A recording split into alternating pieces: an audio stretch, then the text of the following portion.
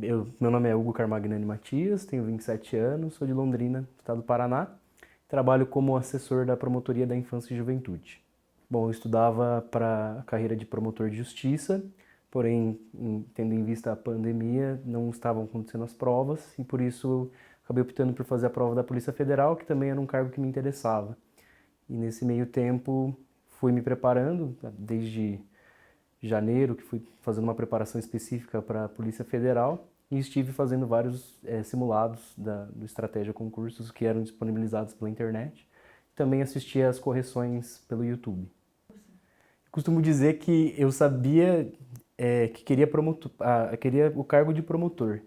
Porém, eu percebo que Deus me chama para a carreira da Polícia Federal. É uma coisa que passei a me sentir muito mais atraído, já tinha uma certa inclinação para essa carreira policial, acreditava que seria algo mais relacionado com um trabalho de escritório, que é mais típico da promotoria, porém também tenho essa característica mais do campo, né, de fazer uma atividade dinâmica e externa. Me formei em 2017, me preparei um tempo para o cargo de técnico do TJ Paraná, porém foi suspenso na época. E depois eu comecei a estudar mesmo efetivamente no início de 2018, acordava de madrugada e, enfim, porque a promotoria também é bastante dinâmica, tem bastante coisa para a gente fazer. Então eu optei por estudar sempre no período da manhã. Então fui me preparando assim em 2018, em 2019, em 2020 veio a pandemia e em 2021 que eu fiquei 3 meses sem estudar, então de agosto até dezembro, mais ou menos, eu estava praticamente fora do ar em relação a isso. A questão da saúde mental acabou comprometendo. Em janeiro eu consegui voltar a estudar eu acho que de uma forma mais estratégica. E eu acho que até é o que propõe o curso, né? Então, a estudar aquilo que realmente a banca Sebrasp cobra, que é uma banca muito específica, que cobra matérias que são voltadas para a carreira. Então, acabei me preparando mais para isso, ao invés de me voltar para a doutrina, que era um estudo mais denso do promotor de justiça. No início foi tranquilo até de me adaptar, porém chegou no final, acredito que começou a dar uma canseira emocional mesmo, eu não conseguia mais voltar a estudar, principalmente por uma falta de perspectiva de concursos.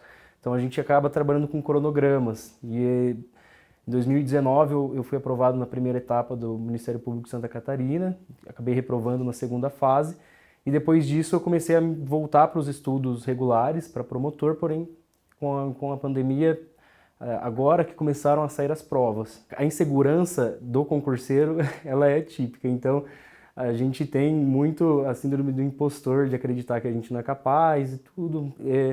Eu tive momentos assim, mas eu nunca deixei de sonhar mais alto, né? De buscar cargos maiores. E a PF veio como algo que eu não conhecia muito a prática do delegado da Polícia Federal. Quando passei e comecei a me inteirar mais ainda, foi quando eu comecei a criar mais vontade de fazer parte do cargo, né? Da instituição. No sábado de manhã, eu me dedicava para fazer o simulado, cronometrava, a prova objetiva da PF é por 3 horas, então eu fazia em torno de 2 horas e meia, 2 horas e 40, e depois eu corrigia o simulado para ver quanto que eu havia feito. E posteriormente saía a correção por meio do YouTube e eu acompanhava, inseria no meu cronograma regular de estudos, porque eu tinha continuado a estudar para a prova de promotor, principalmente para a prova de Santa Catarina e do Rio Grande do Sul, que eu havia feito a inscrição em 2019, antes da pandemia. Então eu continuei estudando e fui inserindo esse estudo, e também principalmente para me preparar para a PF, que era o que estava próximo. E durante a semana eu dedicava um período para assistir às aulas dos professores que corrigiam aquilo que eu havia acertado. Então eu recuperava esse conteúdo na metade da semana e isso foi muito importante, de sempre estar relembrando alguns pontos. Muitos professores enfatizavam algumas matérias que eles acreditavam que cairia. E a gente acaba, por estudar por mais tempo, a gente acha que uma matéria é muito batida, a gente acaba esquecendo, fala, isso aqui não vai cair. E chegou na prova, caíram temas que a gente já esperava que poderia cair, os professores falavam, mas que a gente não acreditava que eles cairiam, por ser tão batido já nos estudos que a gente tem levado aí por anos. Eu, na verdade, desde quando eu comecei a estudar efetivamente em 2018, eu comecei a planilhar meus estudos. Então eu tenho planilhado todas as semanas, todos os meses, Eu acho que o período que eu fiquei sem estudar foi o mais tenso para mim, porque eu sabia que eu não estava cumprindo aquela minha meta. Então, a partir do momento que eu coloquei que eu queria entrar numa instituição reconhecida, uma instituição que eu poderia ajudar as pessoas, eu tive essa convicção que eu precisava me importar com o meio, que muita gente não se importa. As pessoas acabam acreditando que vão estudar em cima da hora e vai dar certo, mas na verdade a gente precisa ter um estudo de anos. Quando a gente chega, e isso é muito importante também, porque esses 3 meses que eu fiquei sem estudar, eles foram até importantes para a questão da saúde mental, porém depois eu consegui recuperar as matérias com muita facilidade e foi muito rápido de recuperá-las, mas porque eu havia implantado durante 2018, 2019, consegui recuperá-las para conseguir nesses últimos meses antes da PF. A gente também tem um ponto que foi suspensa a prova, né? Ela seria realizada, se eu não me engano, em março e ela passou para maio. Então a gente teve aí um tempinho a mais para estudar e a dedicação foi sendo levada nesse sentido. Em relação aos simulados, eu deixei todos impressos, então eu colocava qual a nota que eu havia tirado, eu sempre usei a estratégia de responder todas as questões, depois eu via qual ponto eu tinha errado, voltava a estudar aquele tema, e mesmo assim eu entrei por cotas, né? Então eu visava a nota de corte do concurso anterior, que foi 80 pontos, e a nota de corte do 10 pontos. Então eu focava em 80 pontos. Os simulados que eu fazia me mostrava que eu estava próximo, porque como eu usava essa metodologia de responder a todas as questões, se eu errasse 5, já seriam muitos pontos que seriam considerados ali. Então eu percebi que faltavam 5 questões. Parecia distante, mas aí na hora que eu fazia as contas, eu vi que faltavam 5 questões e vi que era atingível. Então eu continuei focando nisso.